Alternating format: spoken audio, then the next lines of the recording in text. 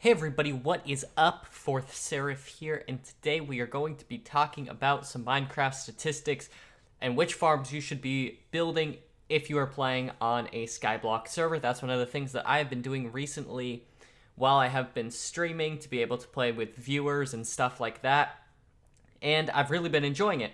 But while I was playing the other day, I realized that I've never actually sat down and done the math and figured out which farms were actually good for me to build and which ones weren't.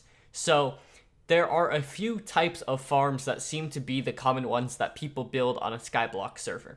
Now, before we get too far into this, I am playing on Havoc MC, and so the numbers are going to be based off of that. And I know there's kind of two types of Skyblock, one where you're playing on a server and people sell stuff and you earn some type of currency for that, and then there's one where you and maybe a few friends are just on an island and there's different achievements you have to build. And so these farms are for the currency one. These are going to show you how to make the most money the fastest. So three types of farms that seem to be the common one that people try and build are cactus, pumpkin or melon, and sugarcane. And so we're going to kind of talk about some of these and why I think you should build certain ones and not build other ones. Now, the first one we're going to talk about is pumpkin. So this is the most recent one that I have built on the server. Now, this is a somewhat expensive farm. In fact, all of these are expensive, but you need fully automatic farms if you are going to make money in any type of game like this. Now, cocoa beans on this server, and I think that's usually kind of the common thing to make the most amount of money, are really good, but they take a lot of time to harvest, and they take resources like an axe if you really want to be efficient at it, or some type of semi-automatic farm. So that can be great, but while you're working on that, if you have an automatic farm going in the background, that will really help you out a lot. So let's talk about the pumpkin farm. Now, the main things that costed me when building this farm were the hoppers and the iron for the pistons. You can make a cobble generator, you can have a tree farm, and pretty much all those other resources you can get pretty easily. Now, on the server I play on, glowstone is free as well. You can go harvest it, so I really didn't have to pay for anything besides some iron and the hoppers. So let's break this down. Now, my farm, I think, is 11 levels tall right now at the time I'm recording this video. But if we just did a level 1 farm, so it just had one row on it, it would use 2 hoppers for the hopper clock and 1 layer of pistons, so 4 pistons total, and those are going to cost about 300 each. So our total cost is going to be 19,200 for one level. This is assuming that you don't try and use any type of hopper for the storage system, because if your farm's that slow, then you're probably not. But that would be an extra 9,000 or so if you wanted to do that. But we're not going to charge that one in this case because that is not necessary. But so 19,200 total to build one layer of this.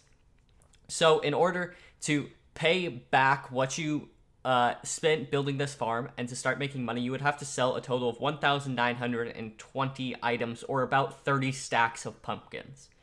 Now, just to put that in perspective of about how long that will take is we're going to talk about cycles. So that's basically for all 4 of the pumpkins in that first layer to grow, that would be 1 cycle. Now, I know sometimes multiple ones will grow back and forth, but to basically get 4 pumpkins per layer, we'll call that 1 cycle. So it would take 4,800 cycles, so it would be a really long time. So it seems from the beginning like this is a really bad farm. Now, one of the other ones I built actually earlier on was a sugarcane farm, because I already had the design and just knew from memory how to build a fully automatic sugarcane farm, and that one is actually cheaper to build. But I really don't recommend that you build a sugarcane farm, because the thing that you'll see once we go to the pumpkin farm and to the cactus farm is how they scale and how much better it becomes, where unfortunately the sugarcane farm designs that I've seen, now there are a lot of different ones other than the one I use and some that can be bigger, but unfortunately they don't really scale. There's no exponential growth that happens when you add more layers to it and build it bigger. It always costs the same per chunk or per level or per layer as it does originally, and it doesn't really save you any type of money, so that's why. But so let's look at the level 10 sugarcane farm. So if we, or pumpkin farm. So if we had 10 levels of our pumpkin farm, what would it cost us? Now, it would cost about 30,000 to build one that is 10 levels high, which means that we would need to sell a total of 3,000 items or 46.8 stacks. But having one that is 30 levels or 10 levels high, instead of needing to sell 4,800 cycles worth, you only need to sell 750 cycles worth. So you can see that huge decrease that happens by just adding extra levels. And the nice thing about this is that you can essentially build the tower all the way up to build height, and then from your hopper clock, you could build multiple other farms from that as well. So you could build more towers, as many as you wanted, essentially, if you got really tricky with the redstone lines. And so this is why I recommend this over the sugarcane farm. But this should not be the first farm you build, because now we're going to talk about the cactus farm, which is the one that everyone seems to be building on the server I'm playing on now, and there are some absolutely massive ones, but let's talk about that. So, the cactus farm, all you need to buy essentially is sand and hoppers. You should be able to have a tree farm and do that. I mean, a bucket if you don't have one, but usually you start with some type of bucket, so I'm not going to charge for that. And all of the rest of it, I built all out of wood, and so it didn't cost me anything except needing to buy some sand and buy a few hoppers. So, for one that is one level, it's going to cost 540 for sand and 36,000 for the hoppers. Now, you essentially could just do this with one hopper if you wanted to. I just wanted a bigger storage system because there are multiple people playing on the island, and in case they're not checking, it can just build up and build up and build up. So I actually spent more than this because I got some free hoppers out of a crate, and so I have more hoppers than this, but this is about how many I spent building this farm. So it cost me about 36,540 for the first level.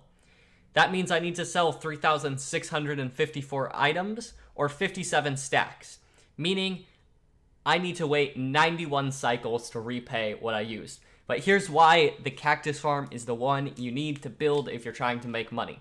So if you make it 10 levels high, it will cost you 41,400 for that, meaning you need to sell 4,140 items or 64 stacks. But having one that's 10 levels high only will take about 10.3 cycles.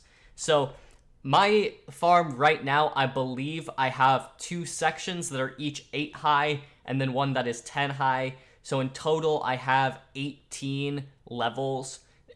It's just in different sections, so I didn't have to keep building up and up and up and up over and over again.